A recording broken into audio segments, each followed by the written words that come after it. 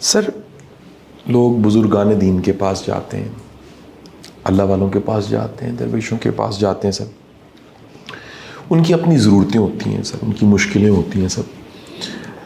لیکن سر اس میں سے کچھ لوگ ایسے ہیں سر جو سر ان کے رستے پہ چلتے ہیں سر. ممکن ہے سر وہ ضرورت کے لیے جائیں، لیکن اس کے بعد اللہ تعالیٰ ان میں ایک نیک خواہش پیدا کرتا ہے کہ ہمیں اللہ کے رستے پہ چلنا چاہیے، اور وہ ان سارے دنیا کے جھمیلوں سے نکل کے کسی نہ کسی سٹیج پہ، کسی نہ کسی ٹائم پہ ٹریک پہ آ جاتے ہیں. کیا سر ہم کو ریشو نکال سکتے ہیں کتنے پرسنٹ لوگ ایسے ہیں سر جن کو یہ ان کے نصیب میں یہ خوش بختی لکھی ہوتی ہے کہ وہ دنیا داری سے نکل کے خیر کے رستے کی طرف چلے جاتے ہیں اگر وہ اللہ والوں سے ملیں؟ دیکھیے، ہمیں عام طور پر اللہ والوں کے پاس خود ہماری ضرورتیں ہی لے کے جاتی ہیں کہ میں کسی مشکل کا شکار ہو گیا، کسی اللہ والے کے پاس چلا گیا، اس سے دعا کرائی.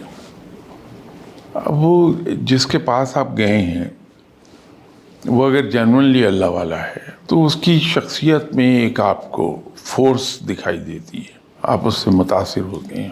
جی سر. اگر آپ اس کے بعد بھی اس کے پاس جاتے رہے اپنی ضرورت پوری ہو جانے کے بعد بھی، تو نیکی کی اپنی ایک طاقت ہے. نیکی آدمی پر اثر انداز ضرور ہوتی ہے، اگرچہ وہ تبدیلی بڑی غیر محسوس آتی ہے. تو جو لوگ دیر سے انسان کو ملیں گے وہ محسوس کریں گے بدل گیا کافی. تو نیکی کی اپنی ایک قوت ہے، اثر انداز ہوتی ہے، آہستہ آہستہ تبدیلی آ جاتی. لیکن ایک بڑی تعداد جو ہے 99.9% ہم لوگ جاتے ہیں، دعا کرائی، اس کے بعد قصہ ختم ہو گیا. لیکن وہ لوگ خوش نصیب ہیں جو ایسے لوگوں کے پاس جا کے بیٹھتے ہیں اور وہاں سے علم سیکھتے رہتے ہیں، اچھی چیزیں سیکھتے ہیں.